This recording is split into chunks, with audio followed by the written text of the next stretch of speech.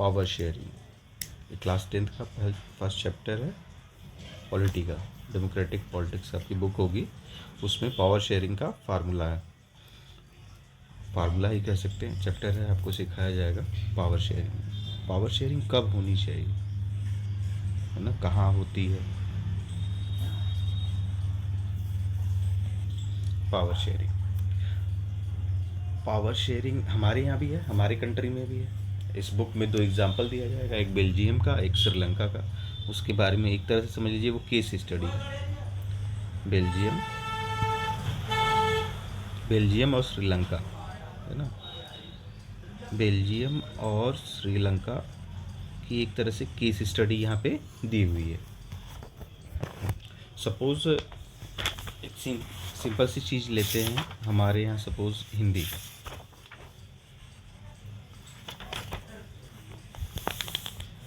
Language है official, English official language है, ठीक है ना, और अलग अलग स्टेट्स की रीजनल लैंग्वेजेस, क्या है, रीजनल लैंग्वेजेस, सॉरी।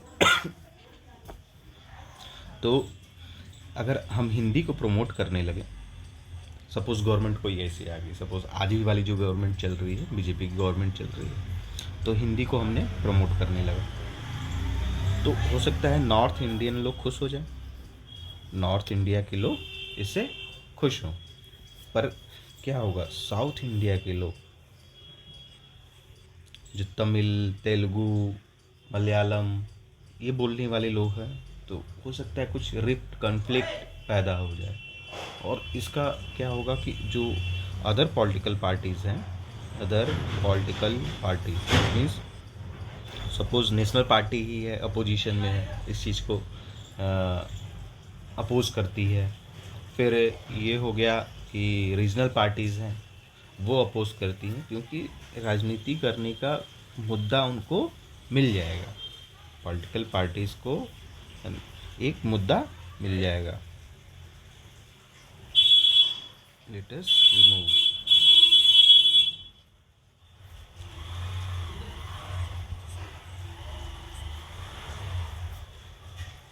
तो उन्हें मुद्दा मिल जाएगा। तो यही सारी चीज़ें, ऐसी ही चीज़ें हम पढ़ेंगे इसमें पावर शेयरिंग वाले फार्मूले में। सपोज़, और एक जैसे लैंग्वेज का मैंने बात बोली, ठीक, फिर उसके बाद सपोज़ कोई और स्टेट है, अपना ही कोई स्टेट ले लेते हैं, सपोज़ हाँ पंजाब ले लेते हैं,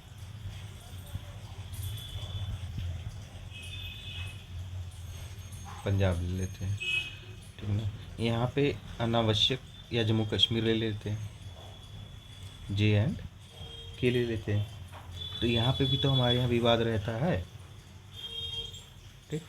अब मोदी इसमें चुनाव में जब गए थे तो उसको फुल स्टेटहुड, जब स्टेटहुड तो उसे छीन लिए बीजेपी गवर्नमेंट, फिर स्टेटहुड देने का प्रॉमिस किया, है ना, कि अब अगली बार गवर्नमेंट आ रही है तो हम प्रॉमिस कर रहे हैं कि कोशिश करेंगे जल्द से जल्द जम्मू कश्मीर को स्टेटहुड दे देंगे, स्टेटहुड दे देंगे तो यहाँ प्रॉपरली CM होंगे, ठीक है ना, सेंटर से गवर्नमेंट नहीं चलेगी।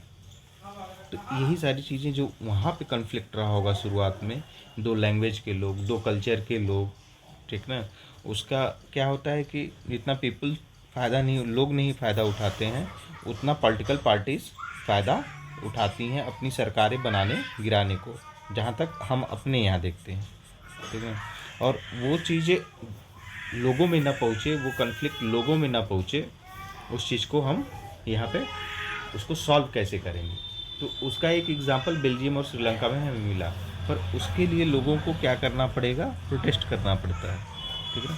भाई हमें कुछ चाहिए तो हम प्रोटेस्ट करेंगे कि नहीं करेंगे, बिना प्रोटेस्ट करे कोई सुनेगा नहीं सुनेगा, हमें अपनी मांगे किसी न किसी तरीके से रखनी पड़ेगी सरकार की तरफ। सपोज अगर मान लो रीजनल पार्टी कोई है, एक रीजनल पार्टी और एक साउथ का स्टेट ले लेते हैं, साउथ का कोई भी स्टेट जहाँ 2 लैंग्वेज बोली जाती है, लैंग्वेज 1 ले लेते हैं, ये लैंग्वेज 2 ले लेते हैं, लैंग्वेज वन वाले मेजॉरिटी में है, लैंग्वेज वन वाले क्या हैं, मेजॉरिटी। लैंग्वेज टू वाले क्या हैं, माइनॉरिटी में। माइनॉरिटी मीन्स कम है परसेंटेज में। अब लैंग्वेज वन वाली हमेशा सरकार बन जा रही है क्योंकि ये लोग ज़्यादा हैं। लैंग्वेज वन वाले गवर्नमेंट फॉर्म कर ले रहे हैं हर बार। अब भाई ये तो गवर्नमेंट बना ले रहे हैं, सरकार मेजॉरिटी वालों ने बना ली, तो ये तो ज़्यादातर अपने मन वाली करेंगे ना, ठीक ना। कोई पॉलिसी बन रही है, कोई पॉलिसी बन रही है तो इसको ध्यान में रख के बन रही है। तो एक ऐसा फार्मूला निकालना पड़ेगा जहाँ इसका भी रिप्रेजेंटेशन हो सके अच्छा सा। इसका जो रिप्रेजेंटेशन है, इसकी लैंग्वेज की रिस्पेक्ट है, इसके लोगों को जॉब है ना, इसके लोगों को स्टेट में पावर है, इनको भी तो मिलना चाहिए। तो उस चीज़ों को ध्यान रख के जब हम कॉन्स्टिट्यूशन में कुछ अमेंडमेंट करके फ्रेम कर लेते हैं, एक लीगल सिक्योरिटी मिल जाती है, एक कॉन्स्टिट्यूशनल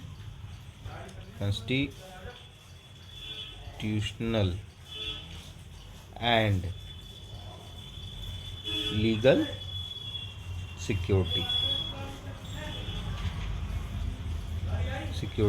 मिल जाएगी, कॉन्स्टिट्यूशनल और लीगल सिक्योरिटी मिल जाएगी। अच्छा, तो इन्हीं सारी चीज़ों के लिए ये चैप्टर बनाया गया है ताकि आपकी अंडरस्टैंडिंग डेवलप की जा सके कि किसी भी देश में या आपके ही देश में या फिर किसी स्टेट में, किसी डिस्ट्रिक्ट में कोई कॉन्फ्लिक्ट है तो उसे कैसे सॉल्व किया जा सकता है ना। फ्यूचरिस्टिक आप पॉलिसी कैसे फ्रेम करेंगे। तो आगे चल के अगर ये चीज़ें एक ब्यूरोक्रेट की तरह से अगर आप सोचेंगे, है ना, एक IAS है, IPS है जो पॉलिसी फ्रेम करने में मदद करता है, सेक्रेटरी लेवल तक पहुँचेगा वही पॉलिसी फ्रेम करेगा, ठीक ना। मिनिस्टर लोग देखेंगे, कहेंगे हाँ हाँ आपने सही पॉलिसी बनाई है, इसको इस पे बात होगी, टेबल कॉन्स्टिट्यूशन में बिल रखी जाएगी, उस पर चर्चा होगी, है ना। तो फिर जब बिल बन के आएगी कॉन्स्टिट्यूशन में उसकी चर्चा होगी, कॉन्स्टिट्यूशन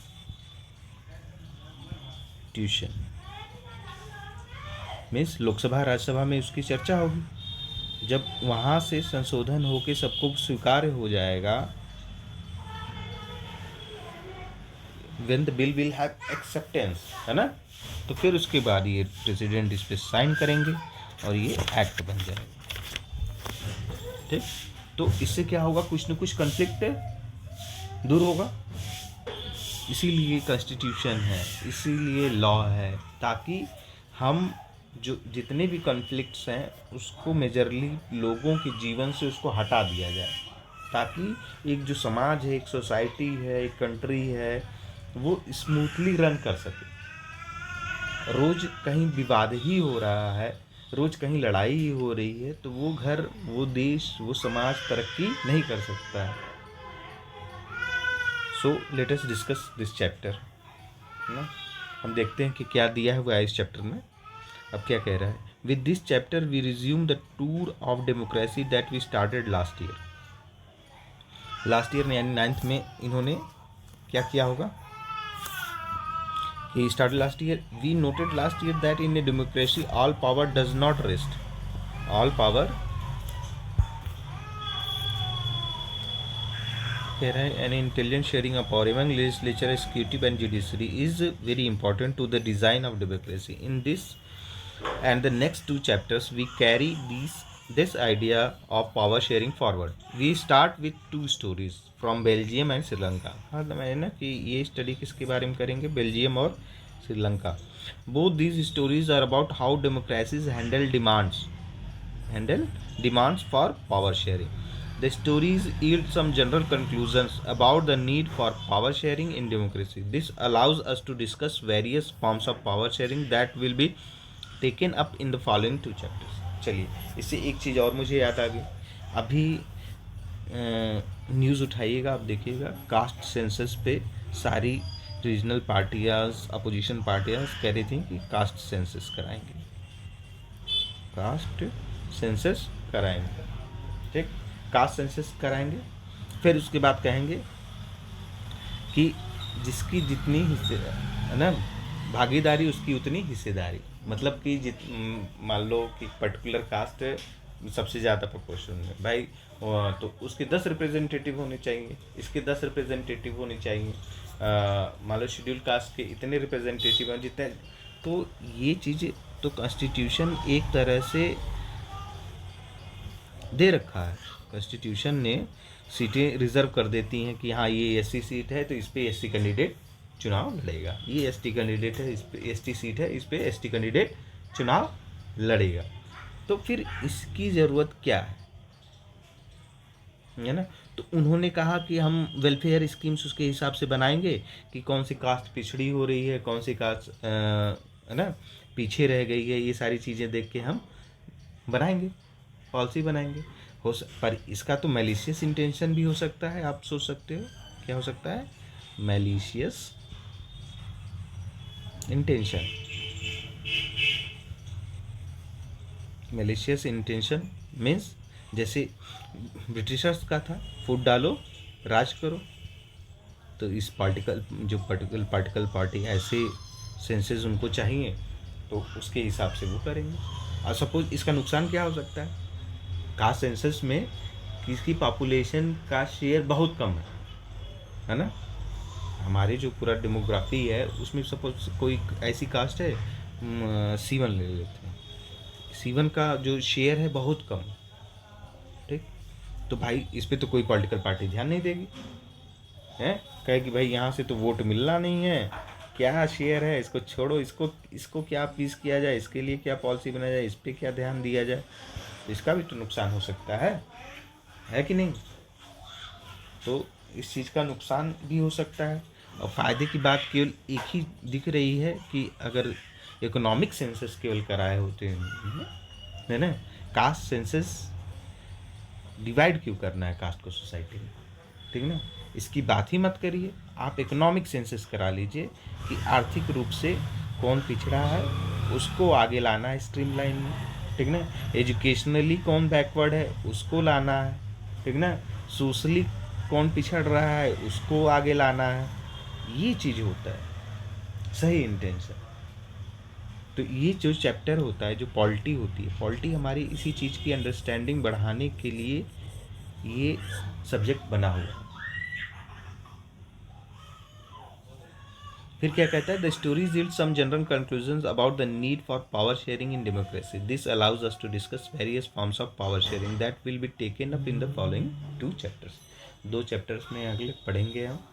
पहले बेल्जियम श्रीलंका को पढ़ लेंगे, फिर उसके आगे अगला चैप्टर पढ़ेंगे। बेल्जियम में और श्रीलंका का आप देखते हैं चैप्टर में क्या क्या लिखा है इन्होंने। Belgium is a small country in Europe, smaller in area than the state of Haryana. It has borders with France, the Netherlands, Germany and Luxembourg. कौन कौन सा बॉर्डर पे है इसके। बेल्जियम स्मॉल कंट्री, छोटी सी कंट्री है, कहाँ है, यूरोप में है, ठीक ना। एरिया किससे कम है, हरियाणा से भी, आपकी जो स्टेट हरियाणा है उससे भी कम है। It has borders with France, है ना। किसके साथ बॉर्डर है, फ्रांस के साथ। फ्रांस के साथ इसका बॉर्डर लग रहा है। एक क्वेश्चन हमें दे रहे हैं कि यहाँ पे क्वेश्चन है,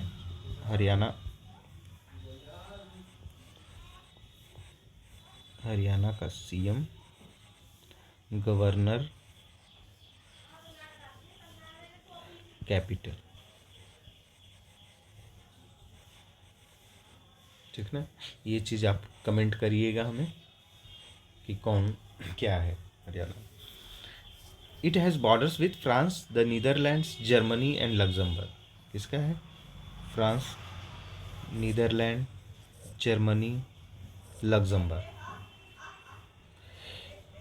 it has a population of a little over 1 crore, 1 crore super population, about half the population of Haryana. The ethnic composition of this small country is very complex. Of the country's total population, 59% lives in the Flemish region and speaks Dutch. अब कहानी आ रही है, शुरू हो रही है conflict होने का कारण। 59% कौन है, कहाँ रहते हैं, फ्लेमिश रीजन में, और क्या बोलते हैं, Dutch language. Another 40% people live in Wallonia region and speak French. ये 59, 40, ठीक ना, ये फ्लेमिश रीजन, ये वलोनिया रीजन, ये डच बोलते हैं, और ये क्या बोलते हैं, इटालियन रीजन, ये फ्रेंच बोलते हैं। ठीक, अब देखो, अब ये हैं 59%, बाकी 1% में जर्मन स्पीकिंग है। तो remaining 1% of Belgians speak German. In the capital city Brussels 80% people speak French. अब ठीक है, फ्रेंच वाले तो यहाँ पे ठीक है। अब जो कैपिटल है बेल्जियम की, ब्रुसल्स, उसमें 80% फ्रेंच है। फ्रेंच कितने हैं? 80%। और people speak French while 20% are Dutch speaking. 20% Dutch speaking. अब विवाद का कारण और विवाद का सल्यूशन आगे क्या होगा, आगे हम देखते हैं। The minority French speaking community was relatively rich and powerful. जो फ्रेंच माइनॉरिटी में है ना, वो रिच है और पावरफुल है, यानी कि पहले से वही सत्ता में रही होगी। और ये डच वाले अपना पावर शेयरिंग फार्मूला को सही करने के लिए ये कन्फ्लिक्ट राइज हो। The minority French-speaking community was relatively rich and powerful. This was resented by the Dutch-speaking community, who got the benefit of economic development and education much later. तो यानी कि डच को उतना टेंशन नहीं मिला जितना French speaking लोगों ने फ़ायदा उठा के इकट्ठा कर लिए, रिसोर्सेज इकट्ठा कर लिए, रिसोर्सेज उनके साथ पावर अपने पास ले आए। This led to tensions between Dutch-speaking and French-speaking communities during 1950s and 1960s. बात हो रही है 1950 और 60 की, जब टेंशन डच स्पीकिंग लोगों में और फ्रेंच स्पीकिंग लोगों में बढ़ गया। The tension between the two communities was more acute in Brussels. Brussels में ज़्यादा परेशान है, क्यों? वहाँ तो 59-40 है, 59-40 है, बट वहाँ पे 80-20 है, पर वहाँ पे क्या है, 80-20 हो जा रहा है। Was more acute in Brussels. Brussels presented a special problem. The Dutch-speaking people constituted a majority in the country, but a minority in the capital. Minority हो गए कैपिटल में। चलो, let us compare this situation in another country. Sri Lanka is an island nation just a few kilometers off the southern coast of Tamil Nadu. It has about 2 crore people, about the same as in Haryana. तो ना, श्रीलंका छोटा है पर 2 crore population है। देखो, Belgium European country है, 1 crore population है। Haryana, like other Nations in south Asia region, Sri Lanka has a diverse population. अब यहाँ पे, वहाँ पे तो मान लो 2 लैंग्वेज में कन्फ्लिक्ट है। यहाँ पे ब्रुसल्स में, यहाँ बेल्जियम में 2 लैंग्वेज में कन्फ्लिक्ट है। यहाँ पे कई लोगों में कन्फ्लिक्ट दिख रहा है श्रीलंका में। जैसे यहाँ पे होंगे बुद्ध होंगे, मुस्लिम होंगे, है ना, तमिल होंगे, इंडियन तमिल होंगे, इंडियन मुस्लिम होंगे, सारी चीज़ें होंगी, हम देखते हैं आज। The major social groups are the Sinhala speakers, है ना, सिन्हलीज लोकल लैंग्वेज है वहाँ की। अब Sinhala speaker 74% and Tamil speaker 18%। Tamil speaker कितने हैं? 18%। भाई तो सिन्हला वाले पावर में होंगे और वो अपने हिसाब से पावर को छोड़े नहीं होंगे, तमिल स्पीकर्स को दिक्कत हुई होगी, फिर उन्होंने प्रोटेस्ट किया होगा, दंगे हुए होंगे, राइट्स हुए होंगे। एमंग तमिल्स देयर आर 2 सब ग्रुप्स। अब तमिल्स में भी 2 सब ग्रुप्स हैं। Tamil natives of the country are called Sri Lankan Tamils. The rest, whose forefathers came from India as plantation workers during colonial period, were called Indian Tamils. चलो, श्रीलंकन तमिल्स हैं और इंडियन तमिल्स हैं। As you can see from the map, Sri Lankan Tamils are concentrated in north. Sri Lankan Tamils किधर concentrated है? North and east of the country.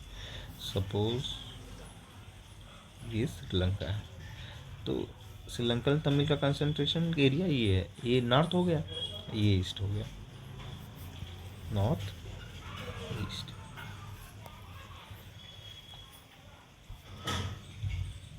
North and east of the country. Most of the Sinhala speaking people are Buddhist. ज़्यादातर सिन्हल जो सिन्हल speaking 74% हैं वो क्या है, Buddhist हैं। While most of the Tamils are Hindus और मुस्लिम्स। तमिल्स क्या है, सिन्हलीस और तमिलियन क्या है, चाहे वो हिंदू हैं चाहे मुस्लिम हैं। There are about 7% Christians who are both Tamil and Sindhi. 7% Christian, 7%,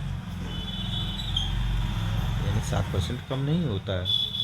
7% है तो इनको भी तो हिस्सेदारी चाहिए ही चाहिए भाई। सिन्हल लोग सारी चीज़ पे कब्जा करके बैठ जाएंगे तो इन लोगों का क्या होगा, ये लोग डिस्कार्डेड फील करेंगे, ठीक ना। अब वो चीज़ अंदर ही अंदर एक विरोध पैदा करेगी जिसके लिए वो फिर झगड़े होंगे, लड़ाइयाँ होंगी। Just imagine that what could happen in situations like this in Belgium. The Dutch community could take advantage of its numeric majority and force its will on the French and German speaking population. चलो कह रहे हैं कि Dutch लोग majority में हैं तो वो फोर्स कर सकते हैं, क्या फोर्स कर सकते हैं कि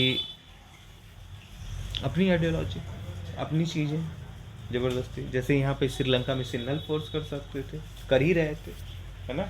फिर उसमें एक कैसे डेमोक्रेटिक सुधार धीरे धीरे आएगा वो चीज़ें हम आगे चैप्टर में देखेंगे। This would push the conflict among the communities further. This could lead to a very messy partition of the country. Both the sides would claim control over Brussels.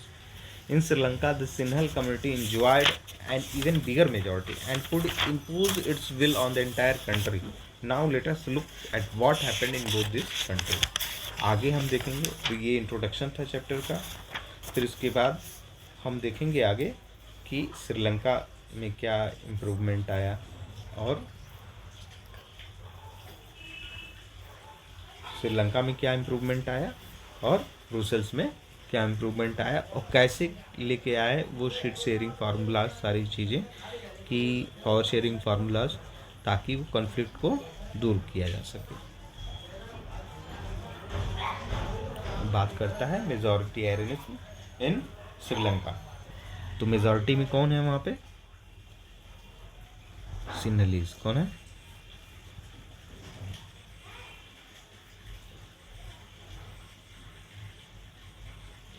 Minority में कौन है, तमिल है।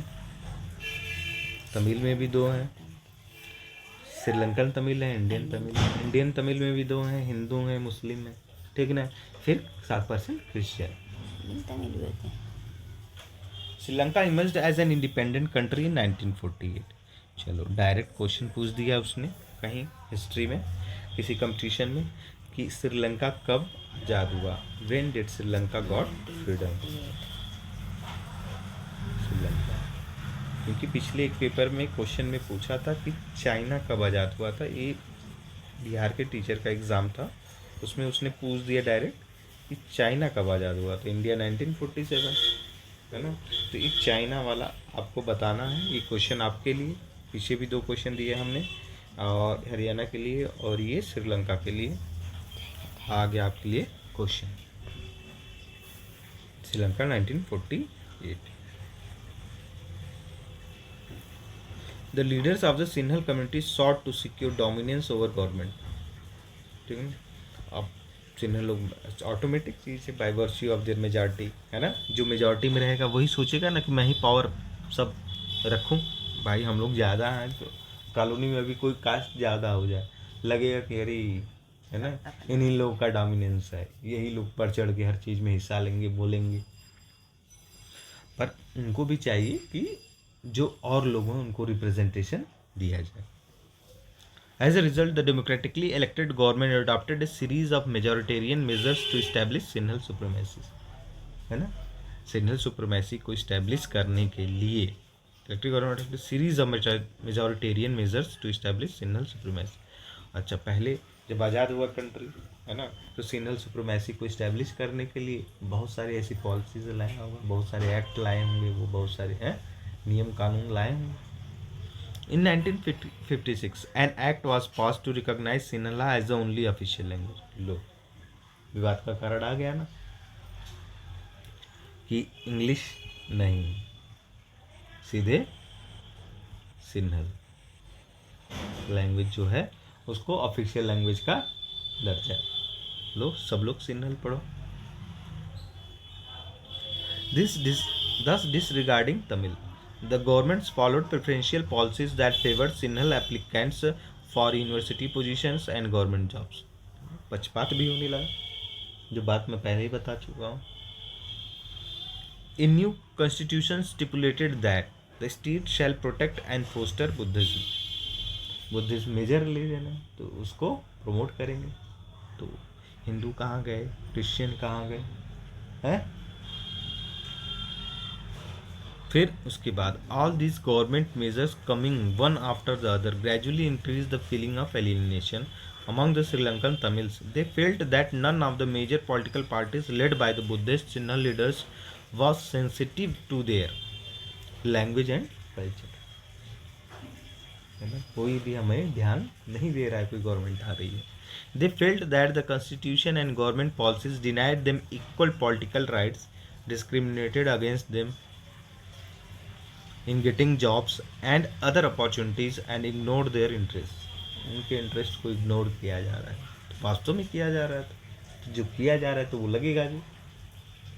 जैसे ये गवर्नमेंट को लोग कह रहे हैं कि नौकरी नहीं दे रही है, जॉब्स, ठीक है ना, बीजेपी आ गई, कैपिटलिज्म बढ़ेगा और जॉब्स कम हो रही है, सपोज ऐसा एक आरोप इस सरकार पे लग रहा है।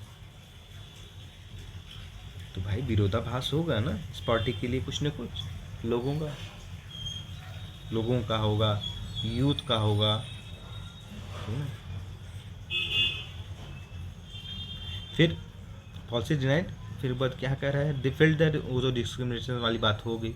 फिर as a result the relations between the Sinhala and Tamil communities strained over time. भाई कन्फ्लिक्ट बढ़ेगा, रिफ्ट बढ़ेगा, कन्फ्लिक्ट बढ़ा तो सपोज तुम ही दो दोस्त हो, किसी बात पे कन्फ्लिक्ट हो गया, छोटा सा इशू था, उस कन्फ्लिक्ट को तुमने सुलझाया नहीं। जब सुलझाया नहीं तो तुम्हारे और इसके में जो दूरी इतनी थी, फिर बढ़ेगी, फिर बढ़ेगी, फिर बढ़ेगी। पर हम एक ही समाज के लोग हैं, तो हम जितना पास रहेंगे, मिलजुल के रहेंगे, उतना समाज के लिए, हेल्दी समाज का निर्माण होगा, जो उस स्टेट के लिए, देश के लिए फायदेमंद होगा। The Sri Lankan Tamils launched parties and struggles for the recognition of Tamil as an official language. लो, आप देखो डेमोक्रेटिकली सही तरीके से कैसे चीज़ों को हासिल करना है। श्रीलंका उस चीज़ को एग्जाम्पल में सेट करने जा रहा है। पार्टी बनाएंगे, है ना, तमिल वाले पार्टी बना लिए। And struggles for the recognition of Tamil as an official language for regional autonomy and equality of opportunity in securing education and jobs. चलो, but their demand for more autonomy to provinces populated by the Tamils was repeatedly denied, है ना। पर क्या है उनका जो demand है, autonomy to provinces, है ना, राज्यों को स्वतंत्र, जैसे हमारे यहाँ ऑटोनॉमस हैं स्टेट्स ना, एक तरीके से कुछ चीज़ों पे वो जो स्टेट, हमारे यहाँ बहुत सारी चीज़ें हैं, जैसे 3 चीज़ों में डिवाइड है, union list, state list, concurrent list, ठीक ना। स्टेट की आज़ादी इस लिस्ट तक है कि इस लिस्ट में जितनी भी चीज़ें मेंशन हैं उस पर वो लॉ बनाएगा, ठीक ना, काम करेगा उस पर। सेंटर यूनियन की लिस्ट में जो चीज़ है तो यूनियन इसमें स्टेट लिस्ट में आके इंटरफेयर नहीं करेगा। बट जो चीज़ें कंकरेंट लिस्ट में है उस पर यूनियन की सुप्रीमेसी रहेगी। उसमें सपोज स्टेट ने एक लॉ बनाया है कंकरेंट लिस्ट से, कंकरेंट लिस्ट में स्टेट ने एक लॉ बनाया है क्योंकि उसका भी अधिकार है, चलो यूनियन उस पर ध्यान नहीं दे रही है। सपोज कोई गवर्नमेंट ऐसी आती है, कहती है अच्छा ये तो पॉलिसी मुझे ठीक नहीं लग रही है, लॉ यूनियन ने एक लॉ अपनी तरफ से बना दिया। अब ये सुपरसीड कर जाएगा ये जो स्टेट ने लॉ बनाया है उसको। Was repeatedly denied by 1980s. Several political organizations were formed demanding an independent Tamil Eelam. 1980s से क्या हुआ? Several political organizations were formed demanding an independent Tamil Eelam state in northern and eastern parts of Sri Lanka. North में और north में वही श्रीलंका का figure हमने बनाया था, सपोज वैसे ही नॉर्थ में, ईस्ट में कह रहे कि इसको ही डिमांड करने लगे कि इसको ऑटोनॉमी दे दीजिए, स्वायत्तता दे दीजिए। The distress between the two communities turn into widespread conflict. लो कॉन्फ्लिक्ट हो गया, it soon turn into a civil war.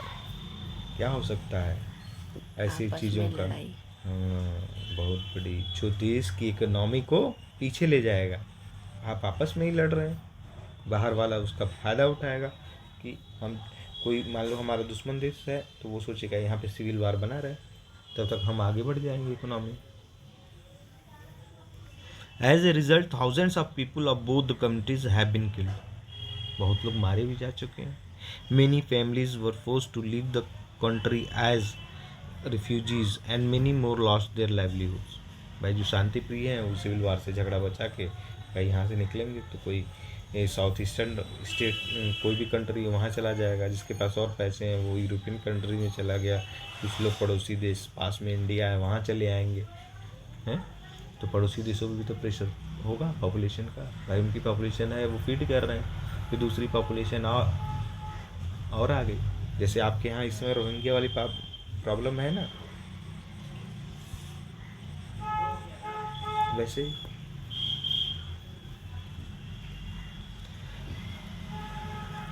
many families were forced to leave the country as refugees and many more lost their livelihoods. You have read chapter 1 of economics textbook class 10th about Sri Lanka's excellent record of economic development.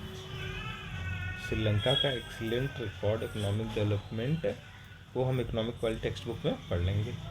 Education and health. But the civil war has caused a terrible setback to the social, cultural and economic life of the country. It ended in 2009। इन्होंने problem बनाई।